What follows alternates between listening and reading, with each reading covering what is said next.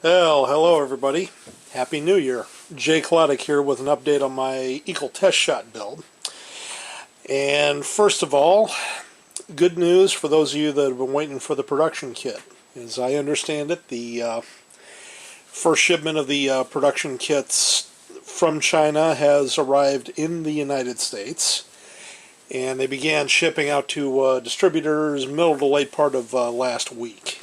Several distributors do have them in stock, and mail order firms, so a lot of you probably already have your Eagle kits actually on the way to your houses, so you'll be able to partake in building one of these beauties.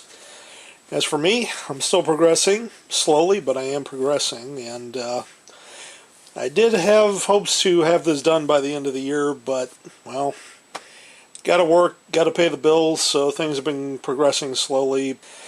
Anyway, as you see in front of you, this is pretty much where I am. The final part of the cage structures has been primered. There's a little bit of seam work I've still got to do on some elements of the cages, but as you can see, they practically snap into the passageways without really much of a problem. I mean, once again, I'm really impressed with how well this kit has been designed. The seam cleanup, very tedious on a model like this, but since I am building my model hopefully to do reasonably well in contests, I want to try to make sure I take care of as many of the sprue seams as possible, and also the join seams. So little work like that does pay big dividends. That being said, if you don't really care about the seams being perfect, you could pretty much slap something like this together in not too much time at all. And the fact that the production Eagles are going to be molded in white mostly, you don't really have to worry too much about covering up gray plastic, unlike what I'm having to work with. But anyway, one of the things I did on my primering was I did shoot a little bit of a black coloring onto the passageway areas to pop out before putting the next layer of primer coat on, to pop out some of that detail. And the cage structures will be installed before I do the painting of the white base coat, so some of that pre-shade that I did should still peek out. I mean, it's an Eagle, it's on the moon, it's not going to be 100% pristine. And hopefully that'll be reflected in the paint job when all is said and done. The passenger pod section, it's coming along. It's pretty much in the same state it was last time, mainly because I've been focusing so much of my time on these cage structures here. One of the things that I have done is I have purchased a set of screws and some nylon lock nuts. And what my plan is since the kits will come with self-tapping screws that go into these areas on the cage structure, but my only concern is that over time, if you over-tighten a self-tapping screw, you might strip out the holes. So I'm going to glue some nylon lock nuts to the backside and use more of a tighter machine thread screw. And I've got enough of them that I should be able to, I'll be able to do that modification to one or two other pods, so I can theoretically just build up the pods and swap them with my main Eagle transporter structure.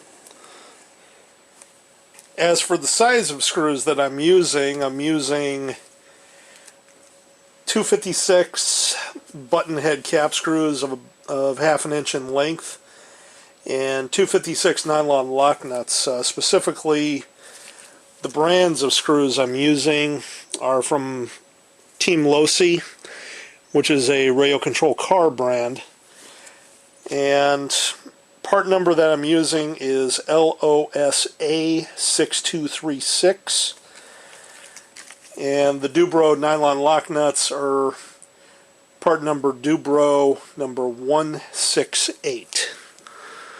There's them. Now, metric screws can be used.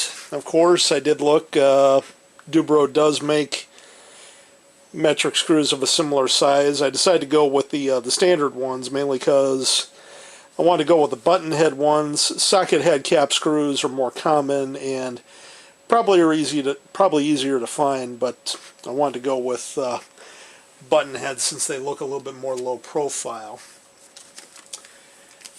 And once I got this model all done, I'll show you how well that worked. As for the size of the screws that are being provided in the kit, that I don't know for sure, but using the holes in the top of the passenger pod plus the size of the oblong hole in top of the cage gives a pretty good guide as to what can be used. Like I said, 256 is what I'm using. If you got to use metrics, go for it. You should be able to find something usable if that's the direction you want to go and you don't want to have to just utilize the provided screws. Now, the next major sub-assembly I'm going to be focusing on, of course, is going to be the cockpit module. Still got it taped together. I have decided I am going to try to light the cockpit module internally, and so it was a bit of a challenge coming up with where I was going to hide the power switch, because obviously I don't necessarily want it exposed anywhere on the model, even when I flip it over. I'm kind of anal about that. I like trying to make sure my switches are well hidden. I was hoping to go with a method that James Small used on a professional build-up he did for somebody a few years ago, which was concealing a single pull, single throw, push button locking switch under one of the little sensor heads. But I could not find one that would be the same height when it was active as to when it was not active. At least I couldn't find anything definitively. If any of you have got a part number for such a switch, please let me know. I would like to try to figure that out. But instead, what I'm going to do on this one is I'm going to actually cut a hole in the back of the command module and mount a slide rocker switch. And I'm going to use another one of those Team Novak electronic speed control switches back here. These little 4 points right here are where I'm going to put magnets, and I'm going to put magnets in the plate at the front of the Eagle, so that theoretically, if I do this right, I'll be able to attach the command module without any glue. It will stay nice and tight thanks to the magnets, and then when I want to power it up, all I have to do is take it off, flip the switch, put it back on. The magnets will help align it nice and tight to the model. Yeah, amazing. That pod is holding on very well right now. So, guess a little primer freshening up that area does the job. Unless, of course, I do happen to find a push button switch that might do the job just as well, so I can hide it under one of these little sensor ports. But I'm only going to mount one, maybe two LEDs in the cockpit. One of the reasons why I've been waiting for the production kits to come out is because, as you remember from my review of the test shot, the window parts that I received were not 100% clear, simply because they had bead blasted the molds, but they hadn't done the final polishing, at least not until the final approval was given to the parts molds. And I did do some polishing of the skylight windows, but I was kind of running into some problems with some dust contamination when I was doing when I was trying to dip them in Future. And so they're not coming out as clear as I want. But, I mean, the skylight windows, they're basically going to be an opaque black anyway, so I'm not too worried about that. But I want a couple of nice clear windows for the front of the command module, especially if I'm going to light the interior. And so, with the production kit, since you get 4 windows per kit, what I'm going to do is I'm basically going to swap around and use 2 of the crystal clear windows out of that kit to use for the upper windows, and then use 2 of the pre-production samples for the lower windows, since those are going to be covered up in black anyway. And then I'll be doing the same thing with my production eagle, so kind of a nice little way to shorten the amount of work involved. Let's see, what else? Oh, yeah, talking about changes from production kit to, well, from test shot to production kit. The landing foot pads here in the kit versions are going to be are 2-piece, whereas what they originally tried to do was go with single-piece foot pads in the kit. However, one of the problems that they were running into because of the thickness of the plastic is they were getting some parts distortions on the surface, both top and bottom. So they decided it was better to split the mold in half, top and bottom, and do them in 2 pieces that were thinner, where they could control the thickness of the parts easier. And so it means a little more seam cleanup for you guys, but at least you're not having to deal with what I'm dealing with. There was some pretty heavy distortion in the center of these foot pads. What you see here, this tan area, is Gunzi Sangyo Mr. Dissolve Putty that I've applied to the center. Because what I did was I basically block sanded the bottom of these pads, then primered them. Notice they still had a little bit of a ripple distortion in the...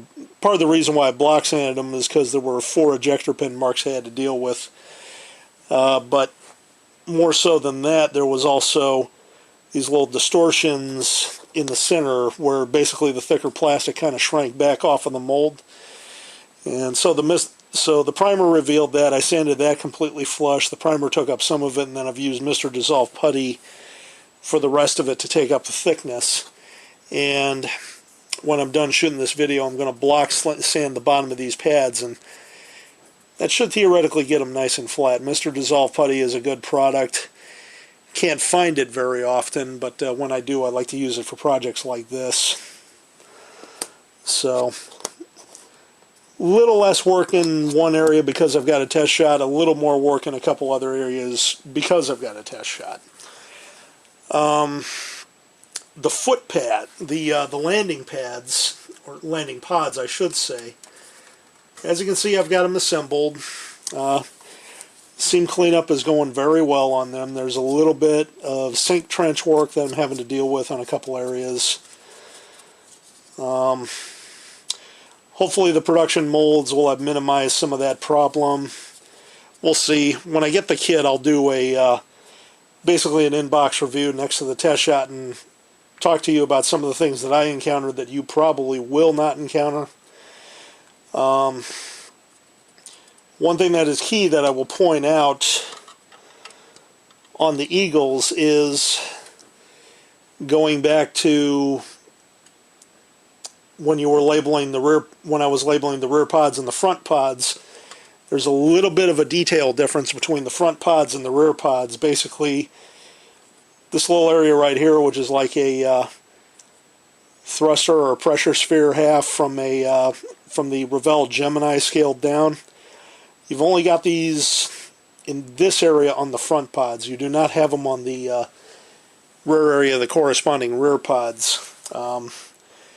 Even though there were a couple of scenes in like Season 2 of Space 1999 where I guess they took one of the rear pods and moved it around to the front, and so you didn't see this feature on there. But pay attention to the instructions when you're building these. Make sure that you don't accidentally put these 4 front thruster details on all 4 of the pods, because you only need them on 2 of the pods, which are the front pods.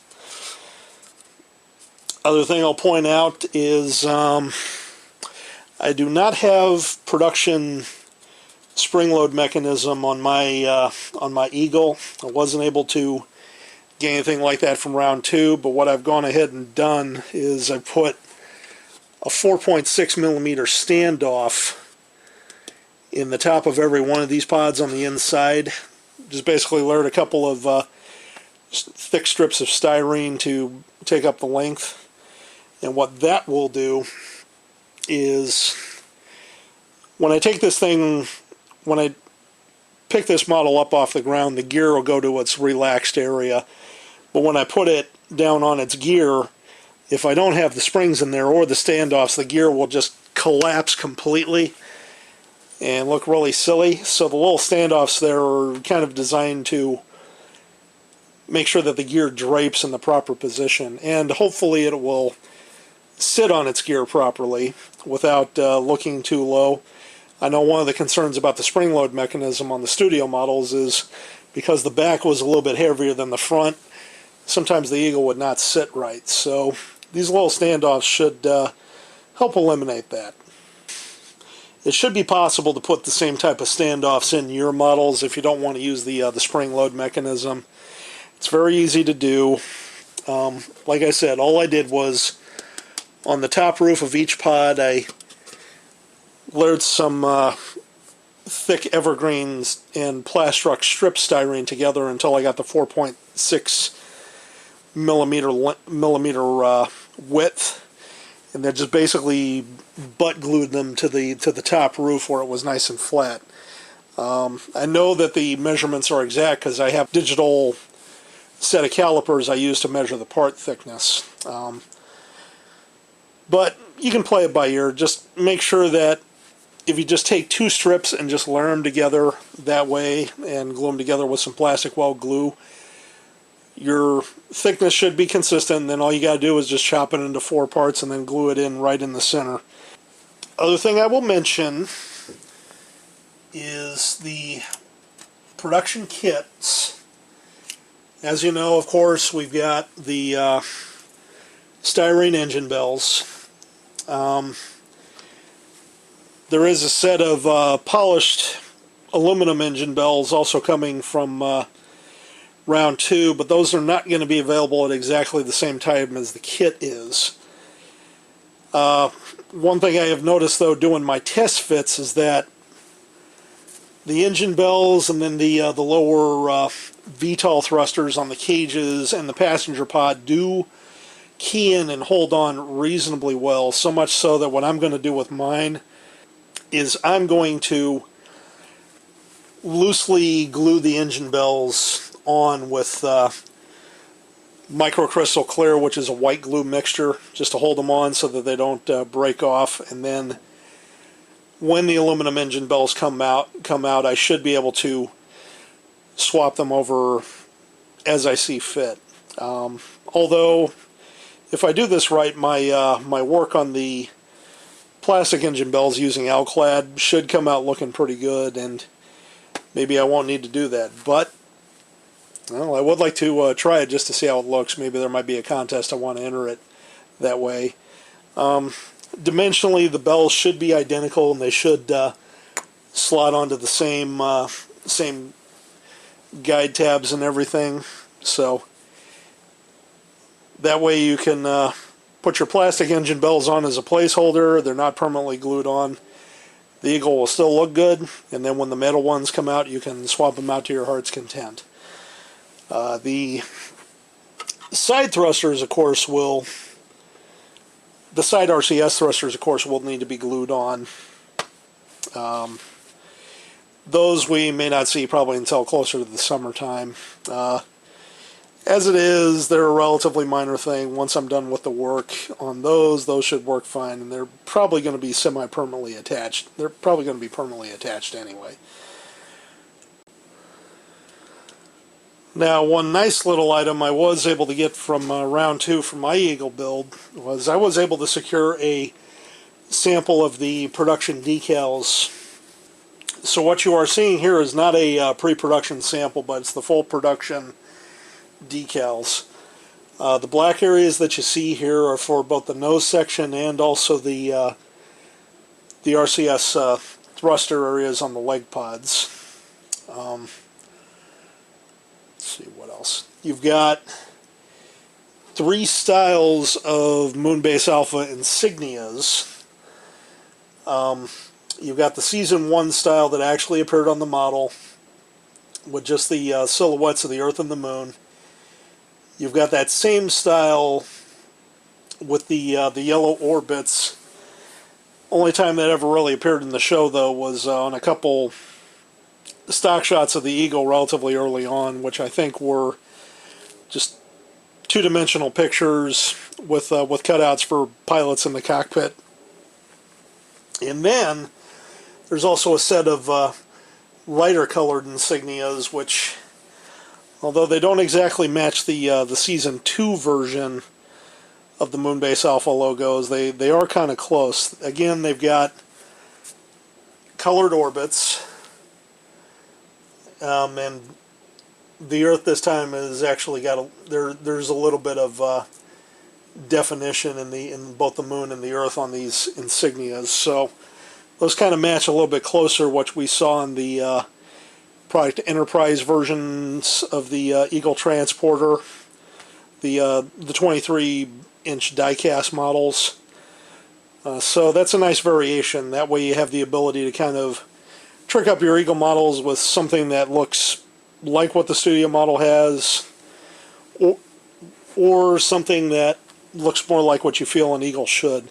Other markings it includes, there's also a set of full markings for each of the pilot figures. So you got the chest packs, you got the arm patches and stuff, and those will be visible through the cockpit windows when it's lit. You've got the yellow paneling that goes on both the engine pods and the leg pods.